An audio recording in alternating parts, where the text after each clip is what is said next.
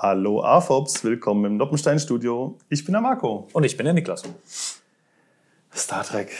Viel Unendliche Weiten. Dies sind die Abenteuer des Noppenstein-Teams aus Flörsheim.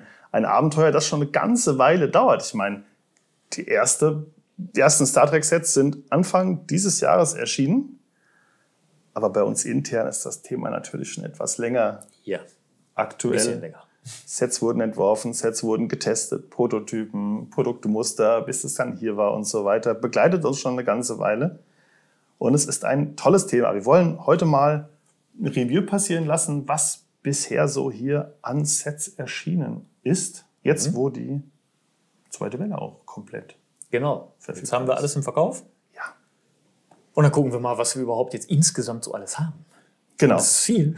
Und wir dürfen heute, und das machen wir natürlich auch nicht, noch nicht über die nächsten Sets reden. Das ist noch geheim. Vielleicht unterhalten wir uns mal darüber, was unserer Ansicht nach noch fehlt oder was wir uns wünschen würden, wenn wir hier mitreden könnten. Aber wer sind wir schon? Ja. Ja, was haben wir denn? Fangen wir mit den kleinen Sets an? Ich denke mal, die stehen da. Die stehen hier ganz schön weit vorne, ja. 2x6 Sets sind es schon, ne? Genau. Also alleine davon haben wir schon ordentlich. Ein Dutzend kleine Minimodelle. Beginnt mit den ganz kleinen Sets, ich glaube 7,95 kostet die im Verkauf, bis hin zum großen, ja, dem kleinen Kubus, der aber die meisten Teile hat für ein Mini-Set. Ne? Ja. Ja, was haben wir denn hier alles so? Alles, was man braucht. Wir haben hier die Original Enterprise aus der Originalserie. Aus der Originalserie, jawohl. Also The Original Series oder Raumschiff Enterprise, wie es ja eigentlich im Deutschen heißt. Richtig. Nicht zu verwechseln mit Enterprise. Das ist nochmal was anderes. Das ist nochmal was anderes, richtig. Klein, aber fein. Gibt es auch noch in ganz groß, da kommen wir noch dazu. Genau. Jawohl. Die kleine TOS Enterprise, in Ordnung. Dann haben wir hier, quasi passend dazu, die nächste. Das ist die Enterprise A. Richtig. Die hier wurde auch mal umgebaut, dass sie genauso aussah wie das hier. Aber es sind zwei, also in dem Fall, wir haben Enterprise A genommen, das ist dann halt... Damit man es besser unterscheiden kann. Erst hieß das, kann ich ja mal aus dem Nähkästchen plaudern, die mittelgroße Enterprise A hieß bei uns im System erst Enterprise Refit. Das wäre also die Enterprise aus dem ersten, zweiten und dritten Kinofilm gewesen. Genau. Dann haben wir uns aber umentschieden, weil wir sagten, naja, das mit dem Refit, das ist etwas schwieriger zu verstehen, wenn man nicht ganz tief im Thema drin ist, ein echter Trekkie, als zu sagen, es ist die Enterprise A. Und das stimmt ja beides. Die Enterprise A sieht genauso aus wie die Refit. Enterprise A ist halt ein Neubau der Refit, die man zum ersten Mal in der Abschlussszene von Episode 4 sieht, glaube ich. Ja, genau. Einmal am Ende, da wird sie dann kurz gezeigt. Wird sie kurz gezeigt, genau. Und in Teil 5 und in Teil 6 hat sie dann ihre großen Auftritte. Ihre großen Auftritte, richtig. So, und deswegen steht hier sogar drauf The Final Frontier als erster großer Film. Teil 5, genau. Da habe ich als Kind im Fernsehen gesehen, habe ich mitgefiebert. Und für mich sind ja, die Guten sind immer die Helden. Und ich möchte, dass den Helden nichts Schlechtes passiert. Und das, was halt in dem 5. Teil so passiert, ist halt über lange Zeit so das, die wird jetzt entführt und was? Das kann der so einfach, was? Ach du meine Güte. Oh ja. Da habe ich mitgefiebert und dachte mir die ganze Zeit, WTF, das kann ja wohl alles nicht wahr sein, dass da so ein Kerl kommt und alle fliegen jetzt dahin, wo... Nee. Ja. Aber gut, ist dann ja alles noch gut ausgegangen. So, dann haben wir noch ein für mich sehr wichtiges Schiff, und ich liebe diesen Film. Die Reliant. Die Reliant aus dem Teil 3. Teil 2. Teil 2, Zorn des Khan, richtig. Teil 3 ist ja... Der vielleicht beste Star Trek-Film. Ich meine, man unterscheidet so ein bisschen, ich schwanke immer selber zwischen Star Trek 2 und Star Trek 8. Die sind beide extrem geil. Aber die Reliant, das ist einfach Khan. Also es ist ja eigentlich nicht Khans Schiff. Er hat es ja geklaut. Ja. Aber er fliegt damit halt rum. Ja. Khan! Deswegen. Cooles Schiff. Ja. Nicht schlecht. Den Film mochte ich auch sehr. Ja. Und dieser Raumkampf zum Schluss und so. Ja, in dem Nebel. In dem Nebel. Herrlich. Das ist eine richtig schöne Szene. Womit machen wir denn jetzt weiter? Wir haben einfach zu viel hier. Ja, Star Trek 3, Suche nach Mr. Spock, da spielt diese Raumstation auch eine große Rolle. Also die Enterprise wäre im Vergleich, eine Noppe ist schon zu groß, glaube ich. Viel zu groß. Weil da öffnet sich hier so ein kleines Tor und da fliegt die dann raus und die Excelsior fliegt hinterher. Ja. Hat dann dieses herrliche Ja, genau, wie bei so einem absaufenden Motor. Ja, und mitten im Weltraum hält sie auch plötzlich an, wie so quietsch. Und ich denke, ja, Masse, na egal. Ja, egal. Aber ja, also das große Earth Space Dock, das große Raumstation im Orbit um die Erde. Weil ich mir bei dem Ding immer denke, die müssen irgendwann die Türen vergrößert haben, oder? Weil die Enterprise A fliegt da rein und passt so gerade durch die Tür. Und die noch am Öffnen ist. Genau, ja. Und es gibt später noch Szenen, wo dann die Enterprise D, also ich meine, so ein Schiff der Galaxy-Klasse ist ja wesentlich breiter, auch durch dieselbe Tür fliegt. Also sie müssen neue Türen eingebaut haben. Vielleicht ist es auch eine andere Tür, an der anderen Seite. Okay, vielleicht auch das. Ja. Man weiß es nicht. Man weiß es nicht. Auf jeden Fall auch ein Minimodell. Okay, was haben wir noch? Wo wir doch gerade bei dem Schiff waren. Ja, natürlich. Die D direkt in Welle 1 musste es sein. Auch eins unserer ersten erschienenen Sets. Natürlich brauchten wir die Enterprise D auch. Natürlich. Im kleinen Next Generation. Format. Das ist Picards Schiff. Ja. Das ist der Oberhammer. Das ist auch die erste Serie, die ich als Kind dann tatsächlich gesehen habe. Also Enterprise TOS, das lief dann auch irgendwie im ZDF, so nachmittags. Da habe ich aber nicht viel gesehen. Aber als dann 1989, glaube ich, die Next Generation Serie anfing, da habe ich dann die ersten Folgen schon in meinem eigenen Zimmer mit einem eigenen Fernseher dann nachmittags verfolgt. Ja, das weiß ich noch. Das war so die erste Serie, die ich halt... War auch meine erste Serie, aber ich habe sie als Wiederholung gesehen. Ja, du hast sie etwas später gesehen, ja. Ist in Ordnung. So. Ja, den Passend dazu. Der passt natürlich auch zur Next Generation. Viele Teile, die meisten Teile, glaube ich, auch bisher bei Mini-Modellen, auch wenn man die Sets der zweiten Welle noch dazu nimmt, werden halt viele Teile gebraucht, um den Kubus so schön zu verkleiden. Genau.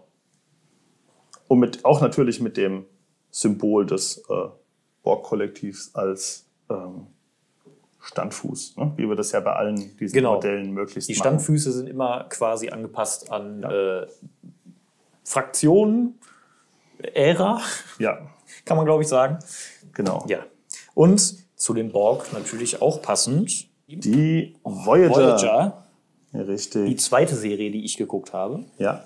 Wo ich damals keine Ahnung hatte. Ich glaube, ich habe sogar die erste Folge damals quasi direkt gesehen und hatte natürlich keine Ahnung, was dieses Deep Space Nine ist. Weil es für mich einfach, ich kannte Deep Space Nine noch gar nicht, war halt einfach eine Raumstation, die gab es halt einfach. Ja. Aber auch ein großartiges Schiff. Intrepid-Klasse. Ich weiß noch, ich hatte damals irgend so ein Geek-Nerd, irgendwas Magazin, so ein Science-Fiction-Magazin, wo zum Start der Serie auch so Facts drin standen, wie das Schiff ist so und so schnell, Warp 9,975 oder sowas und hat so und so viel Photonen-Torpedos an Bord. Und da wurde schon drüber abgenördet, dass das dann ja reichen muss und so. Und ich fand damals die Prämisse interessant, dass man quasi mitzählen kann. Oh, jetzt haben sie wieder 2 verschossen. Oh, jetzt haben sie nur noch so und so viel, jetzt haben sie noch so und so viel. Aber ich glaube, das haben sie im Laufe der Serie dann ohnehin alles über Bord geworfen. Ja, also man kann sich das durchlesen, wie viel sie tatsächlich verschossen haben. Ich weiß zwar nicht, wer sich die Mühe gemacht hat und das alles mitgezählt hat, aber gibt scheinbar genug Leute. Hardcore-Nerds gibt's zu jedem Thema. Und kann man sich angucken, es passt überhaupt nicht, vorne und hinten nicht. Andererseits bauen sie auch während der Serie ein ganzes Shuttle. Also wer weiß, ob sie sich nicht selber neu bauen. Schickes Modell.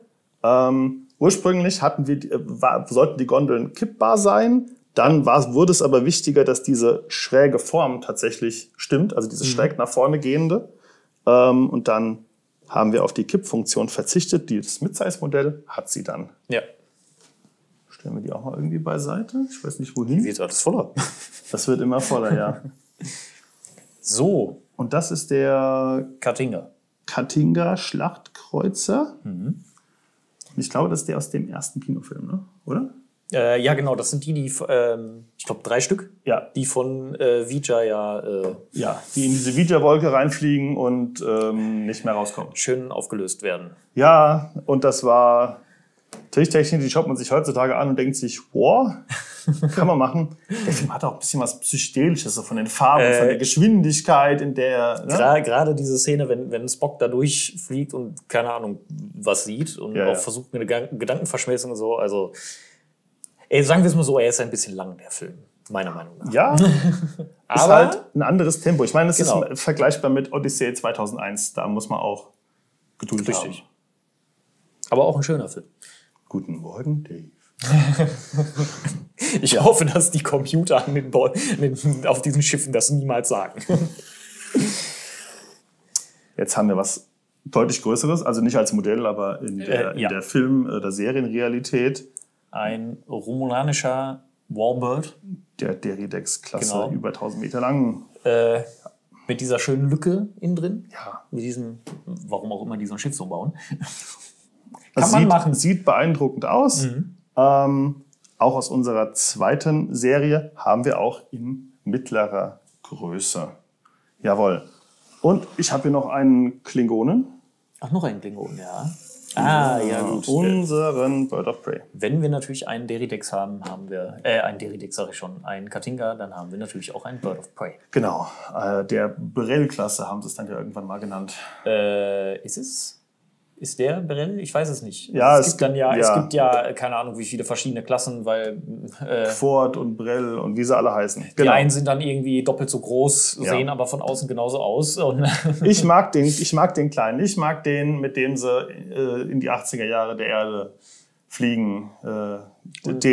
Hast du nicht gesagt, dass er schon alleine in diesem Film irgendwie 3 verschiedene Größen hat, wenn man es mal genau nimmt? Ja, genau. Also wir nerden hier rum. Wir verweisen aber auch immer auf unsere Playlist. Ne? Ja. Und wir verlinken zu den entsprechenden Produktvideos und da wird noch viel mehr abgenördet. Also, das ist noch schlimmer. Ja, fassen wir uns ein bisschen kurz. Wir wiederholen uns ja auch ständig, glaube ich. Und wo wir bei wichtigen Schiffen sind. Die Defiant. Sie ist endlich da. Sie ist endlich da. Mini-Format. Sehr schick. Und sie hat das wichtige Feature, ne? Ja. Das sie in der Serie ja nicht zeigt. Richtig. Aber kann.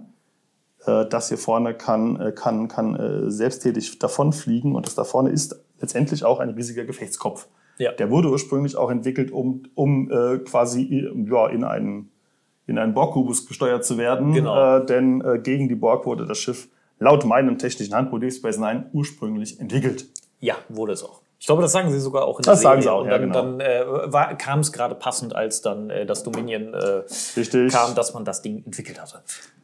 Schickes Schiff. Ich finde es schön, dass die Gondeln nicht parallel zueinander sind. Das dürfen sie auch nicht sein. Das ist wichtig bei dem Schiff, genau, sonst trifft man das nicht. Ja. Und dieses, wie war das noch? Die sind angewinkelt, weil sie übermotorisiert ist? Ja, sie ist extrem übermotorisiert. Ja. Und es gab also, laut meinem technischen Handbuch, es gab da irgendwie Testflüge und sie drohte quasi bei steilen Kurvenflügen auseinander zu fliegen. Und passend dazu auch, zwar nicht im richtigen Maßstab, aber natürlich die Deep Space Nine. In klein. In klein. Eine sehr, finde ich persönlich immer noch sehr cool, wie die hier gelöst ist mit dem Ring. Genau. So? Ja, das muss ich ein bisschen justieren. Ach so. Sehr schön mit diesem Zahnradring.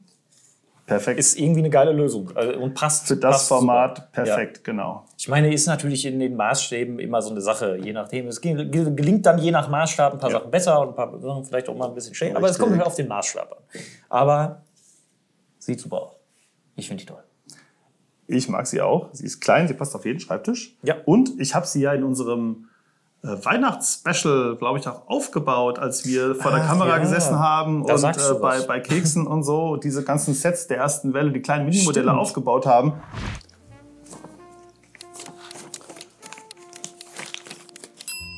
Na, du hast es doch auch fast gewonnen. Es war natürlich kein Wettrennen, aber gewonnen. Er hat aber auch mehr Teile als ich. Da habe ich auch die Deep Space Nine gebaut. Das habe ich schon wieder vergessen. Aber da habe ich ja auch was gebaut. Da hast du auch was gebaut. Da hast du bei mir gesessen. Ich weiß es noch, es war schön. Ja, stimmt. So, das waren jetzt alle Minimodelle. Ja, dann machen wir doch einfach mit der nächsten Größe weiter. Wir haben hier so ein paar Mid-Size-Sachen. Ja, weitere stehen hinten. Ja. Ich würde sagen, da verweisen wir jetzt auch einfach mal auf die hinteren zunächst mal. Wir haben hier die Enterprise D. Genau. Ein Set der ersten Welle. Daneben die Enterprise A. aus den Filmen. Die wir gerade schon mal in einem kleinen hatten. Nee, 5 bis 6. Genau. Und den Borg-Kubus. Und den Borg-Kubus in groß, größer. Ist der eigentlich immer noch bei den Midsize? Ich glaube, das ist immer noch der die meisten Teile hat, oder? Ja, ist doch der mit den meisten Teilen. Genau. Also ist auch teilemäßig das größte Set. Ja. Immer noch. Ungeschlagen. So ist es. Also bei den Midsize, ja. Natürlich, bei den Midsize. So, und zweite Welle haben wir unter anderem einen klingonischen D7-Kreuzer. Ja. Sieht fast genauso aus wie diese Katinga-Kreuzer, ist aber eine ältere Version. Kommt aus der Originalserie und wir haben den klingonischen genommen, hier auch mit dem Druck, mit dem klingonischen Symbol. Gibt es theoretisch auch von den Romulanern. Ja, weil das Prep Department nicht noch mehr Modelle bauen wollte. Die haben gesagt, warum ein neues Schiff bauen? Wir haben doch das Klingonending da noch irgendwo rumliegen. Ja. Merkt doch keiner. Das merkt doch keiner. Die Leute haben es gemerkt. Ja. Auf jeden Fall ein sehr schönes Schiff, auch hier mit dem klingonischen Symbol als Standfuß. Und wenn wir gerade mal bei Aliens sind, ne? Ja. Romulaner, diesmal in größer. Genau. Immer noch Warbird. Innenhohl. Immer noch der Deridex Warbird, der große romulanische, ich würde sagen schon Schlachtkreuzer. Das ist ein Riesending, auch mit viel Feuerkraft. Mit hier übrigens sehr schön auf die Seite von den Plates bedruckten Auf die Fenster. Seite von Plates gedruckte Fenster, richtig. Ich muss das hier einfach erwähnen, jedes Mal, das ist geil. Kobi hat das vorgemacht. Xingbao kann es auch. Und Sehr hier schick. eben dann auch wieder das romulanische Symbol. Ein Genau. Ich muss kurz überlegen, ein Vogel, der, glaube ich, beide Planeten in den Krallen hält. Das ergibt Sinn. Ja. Passt auch irgendwie zu den Romulanern. Genau. Schick. Das und natürlich Die Voyager. Die Voyager in mittlerer Größe. Hier auch mit den Genau, auch dieses für Mal den mit Warpflug verstellbaren Gondeln. Mit dem Cutout hier, Ja. schönen Prinz. Herrlich, gefällt mir sehr gut. Einer meiner Lieblinge. Meins auch. Auch hier mit dem Sternenflotten-Symbol natürlich. So. Hol doch gerade mal diese kleinen noch dazu. Die haben wir nämlich hier auch noch. Ja. Also knapp die doppelte Länge. Ja. Ich glaube deutlich mehr als die doppelte Teilezahl. Das ist ja klar, wenn man etwas doppelt so lang macht, nehme wird sie es auch halt mal runter. eine Teilemenge her eher mal 4. Man sieht einfach, man kann natürlich in einer, also je größer es wird, desto mehr Details kriegt man rein. Ja. Braucht natürlich aber auch mehr Platz. Also, Braucht auch mehr Platz, genau. Also wird immer detaillierter. Die Form hier ist sehr kompliziert. Wird, ich glaube, in der mittleren Größe noch etwas besser getroffen. Noch genauer, da bräuchte man dann schon ein Displaymodell. Genau. So. Schick. Ähm, Minimodelle, Shuttles haben wir noch. ja, genau. Wir holen mal eins. Wir holen einfach mal eins. Das Goddard Shuttle der Enterprise D. Genau. Im Minifigurmaßstab, innen drin mit diesem schicken Prinz. Herrlich, aufklappbar und so. Könnt ihr euch alles im Produktvideo anschauen. Gleiches Shuttle haben wir für die klassische Enterprise. Genau, das TOS-Shuttle. Das berühmte TOS-Shuttle. Galileo. Galileo-Shuttle, Shuttle. genau. Und, naja, technisch gesehen kein Shuttle. Die kleinste Starship-Klasse. Ja, es kommt immer darauf an, wo man nachguckt. Mal ist es ein Shuttle, mal ist es ein Schiff. Aber es ist geil. Das ist toll. Auch ein... Wie viele Prints waren es? Ich glaube, es waren ganz viele. Irgendwas haben wir... 54? 54, glaube ich. oder sowas. Sehr, sehr viele Prints und diese 4 kleinen Sticker, die man da mit dieser Trägerfolie, glaube ich, aufbringen kann, ne? Für diese Stellen hier. Genau. Herrlich. Shuttles kann man auch nie genug haben. Und jetzt haben wir mittlerweile 2 plus, Ja. 2 plus das Runabout. Das Runabout ist natürlich extrem groß. Aber das gehört jetzt zur Kategorie Minifigurmaßstab schon auch dazu. Ja. 3090 Teile, das bisher größte Star Trek-Set überhaupt. Ist ja auch also in der Serie auch ein großer Schiffstyp. Ja. Also ist ja nicht nur für ich fliege mal eben 3 Stunden irgendwo in der Gegend rum, sondern kann man auch länger drin Richtig. mal Kann man reisen. auch kleine Expeditionen damit durchführen. So, ich würde sagen, bevor wir zu den Displaymodellen kommen, reden wir kurz über die Gadgets. Die haben wir auch hier hinten stehen. Ja. Da haben wir einmal das größte Gadget von allen, das Phasergewehr. Das Phasergewehr. Aus Star Trek 8, First Contact. First Contact, genau. Ist sehr gut geeignet gegen Borg. Ja. Kann ich nur empfehlen. Ein echter Meinungsverstärker. Ja. Dann haben wir 2 Sets, die eher so aus dem Bereich Next Generation, Deep Space Nine und so weiter eigentlich passend hierzu. Den Typ 2 Phaser, den man auf der Enterprise D oft sieht, klein und kompakt, und diesen klingonischen Dolch, den man beispielsweise in dieser einen Deep Space Nine Folge sieht, in der Worf zum ersten Mal auftaucht und gleich mal dem, ich glaube, Sohn des klingonischen Kanzlers den Dolch wegnimmt, weil der Sohn ein Idiot ist. Ja, ihn erstmal schön entehrt. Dann aus TOS den klassischen Kommunikator, den man immer braucht. Und auch da den klassischen Phaser, auch Typ 2. Bevor ich jetzt hier Unsinn erzähle. Den TNG-Kommunikator aus dem Noppenstein zu bauen, ist ein bisschen schwierig, weil das so quasi das, was du da hast, ist. Genau, das so ist eigentlich ja nur dieses Emblem. Ja. Und das wäre auch nicht viel. Also, das wäre nicht viel in der Größe. Vielleicht könnte man es tatsächlich. Oh. Ja, aber es wird halt nicht so flach, es wird halt definitiv mindestens 2 Bricks hoch. Also ergibt nicht ganz so viel Sinn. So. Und ja, hier ist das Galileo-Shuttle. Dann bleiben nur noch die Display-Modelle. Ja, und da haben wir ein paar große. Ne? Wir haben inzwischen 4 Stück. 4 Stück. Und man kann natürlich argumentieren, dass das Runabout-Schiff ebenfalls ein Display-Modell ist, rein von den Teilezahlen her. Es ist halt so ein Mix, würde ich sagen. Ja. Ich guck mal eben, ob ich sie hier kriege. Eine Deep Space Nine. Eine Deep Space Nine mit einer kleinen CBC gehört dazu. Defiant, die dazugehört, jawohl. Die auch schön angedockt mit den Andockringen, den Pylonen. Ja. Alles da. Innerer Ring, äußerer Ring. Das ist Habitatring. Ja, Habitatring, Andockring, Kern mit Promenadendeck und alles da. Reaktor, alles da. Deflektorschirm. Genau. Ja. Die große Deep Space Nine, knapp 2900 Teile, 61 cm Durchmesser. Ja. Genial. Ist halt ein Riesenteil. Ist ein Riesending, aber finde ich klasse. Und ich finde immer noch klasse, dass man diese Dreigeteiltheit irgendwie überhaupt aus Noppenstein gebaut bekommt. Ja, genau. Das mit dem Ring und so und dieser Dreigeteiltheit ist auch gar nicht so einfach, das aus Noppenstein zu bauen. Ich glaube, ich mache dir mal Platz, ne? Weil du hast dann noch was Großes stehen. Ja, ich habe natürlich den klingonischen Bird of Prey bei uns stehen. Wir haben ständig diese Musik in den Ohren, das ist furchtbar. Seit wir ab und zu kleine Star Trek TikTok-Videos drehen, habt ihr uns bei TikTok schon entdeckt, müsst ihr unbedingt reinschauen. Es ist noch schlimmer geworden, oder? Bei TikTok wählt man sich ja irgendwie das Hintergrundlied aus und da kann man auch Star Trek-Musik kann man nehmen. Also hier in unseren Videos dürfen wir es, glaube ich, nicht, aber auf TikTok ist das vollkommen in Ordnung und dann haben wir auch diese entsprechende Melodie und fliegen hier mit Raumschiffen rum. Es ist verrückt, es macht Spaß. Ja. Vor allem ihr habt Spaß dabei. Viel zu viel Spaß.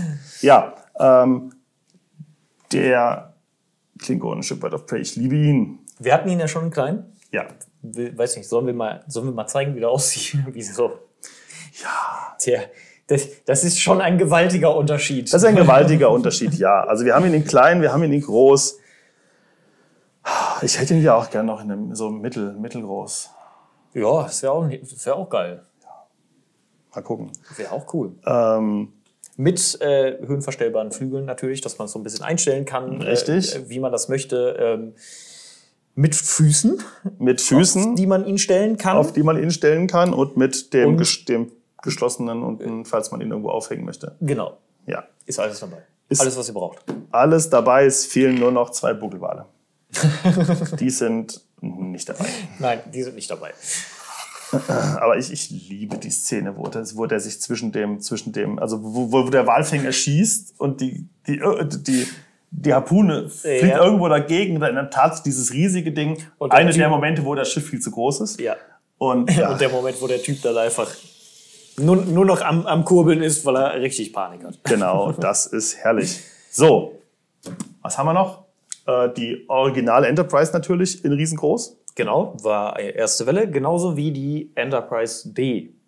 Braucht man natürlich auch. Ja. Groß. Richtig. Also mittlerweile 30 Sets. Genau. 30 Sets, 17 in der ersten Produktwelle und 13 in der zweiten. Die erste Welle war größer, weil wir da 2 Shuttles hatten. Und mehr Gadgets. 4 Gadgets. Dafür haben wir halt in der zweiten ein etwas größeres Gadget gewählt. Und ein etwas größeres Shuttle. Genau. Ja. Es wird weitere Star Trek-Sets geben. Das haben wir ja auch schon angekündigt. Dürfen euch aber noch nichts darüber verraten. Leider nein. Nein. Deswegen, ja, wir können eigentlich nur spekulieren. Beziehungsweise wir können sagen, was ihr euch wünscht. Das habt ihr ja schon so oft geschrieben. Ihr wollt noch eine große Defiant haben, haben wir oft gelesen. Ja. Ihr wollt eine große Voyager haben. Oh ja. Eine Serie haben wir noch gar nicht, ne? Genau, aus Enterprise haben wir noch gar nichts. Also es fehlt eine NX-01. NX-01. Ja, ist ja auch eine Enterprise, ne? Natürlich. Gehört ja eigentlich dazu. Ja. Und Enterprises gibt's ja noch mehr. Ich meine, wir haben eine Enterprise aus der Serie, wir haben eine Enterprise A, die auch eine Refit sein kann, und eine Enterprise D. Es fehlt also die B, die C und die E. Und die E. Und Den Rest haben wir. Gab's nicht irgendwo auch eine J oder sowas? Oh ja, die gab's So eine auch Szene einmal. lang braucht man vielleicht nicht. Ja. Ja, gut. Ein Schiff, über das wir vielleicht nicht unbedingt reden müssen. Richtig.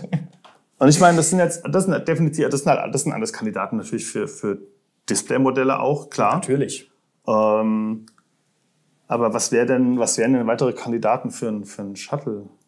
Ist da noch was? Naja, es gibt ja noch diese Voyager Shuttles. Ich weiß jetzt nicht genau, wie die heißen. Die werden, also die sehen ja nochmal anders aus, so ein bisschen schlanker und so.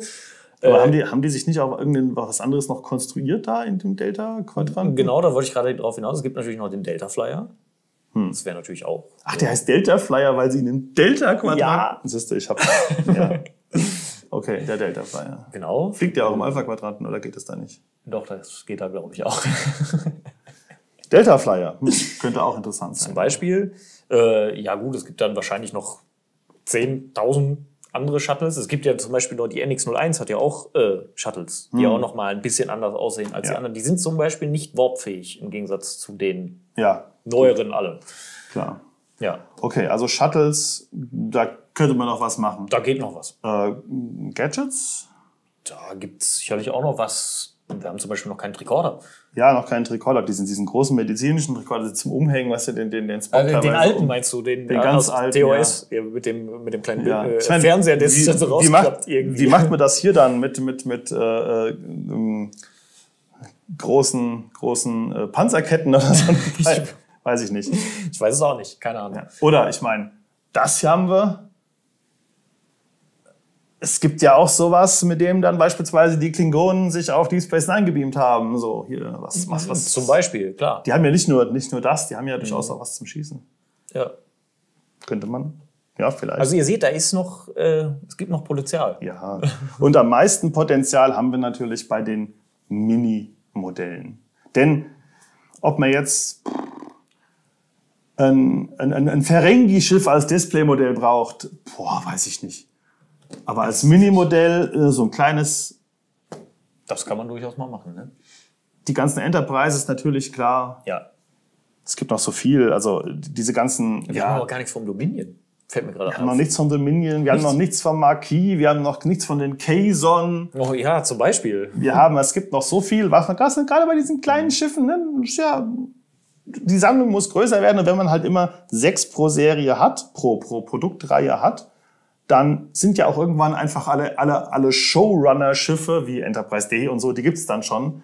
Da muss man halt auch wie bei der Reliant hier beispielsweise auch mal Schiffe nehmen, die jetzt halt nur in einem Film vorkamen oder in ein paar Folgen. Ja, oder. Und es gibt ja noch alleine bei der Föderation so viele verschiedene Schiffsklassen. Das Der Picard Stargazer. zum Beispiel. Oder von wegen Fast Contact. Wie ist das Schiff, das den ersten Warpflug gemacht hat? Phoenix? Genau, die Phoenix. Ja. Und. Also da ist... Richtig. Da ist eine ganze Menge, was man dann noch machen Und kann. ich meine, so eine Enterprise die würde ich halt persönlich auch sagen, die ist als kleines Modell toll, die verdient ein Display-Modell und die ist als mittelgroßes Modell ja auch toll. Da kann man sich dann entscheiden, welche Version man gerne hätte. Es gibt da schon noch sehr viele Möglichkeiten und das ein oder andere werden wir bestimmt noch entwickeln oder schon entwickelt haben. Ich weiß von nichts. Du weißt von nichts. Du bist ja auch nie aus der Produktentwicklung. Nein, ich bin nicht, da arbeite ich schon nicht. Genau. Ja, da kommt noch einiges. Und da die dritte Welle, wenn alles gut läuft, es keine Warp-Stürme gibt und so, vielleicht dieses Jahr noch erscheint. So Weihnachten ist schon so ein Datum, da hätten wir sie schon echt gern hier. Ihr vielleicht auch. Also lasst uns alle mal die Daumen drücken. Heißt es natürlich auch, dass wir bis dahin auch irgendwann schon Prototypen zeigen werden. Ja, natürlich. Da kommt noch was. Ja. Gut, also, aber heute sollte das jetzt mal so ein Rundumblick mal ein Überblick. Sein. Was haben wir überhaupt alles? Ja. Weil es ist inzwischen viel. Es ist viel und es wird noch mehr, viel mehr, denn Noppensteine kann man ja nie genug haben. Demnächst gibt es noch mehr. Viel mehr. Wir wünschen euch viel Spaß beim Bauen. Macht's gut. Ciao. Schau mal.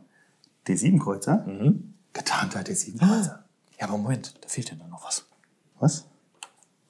Jetzt ist richtig. Ah.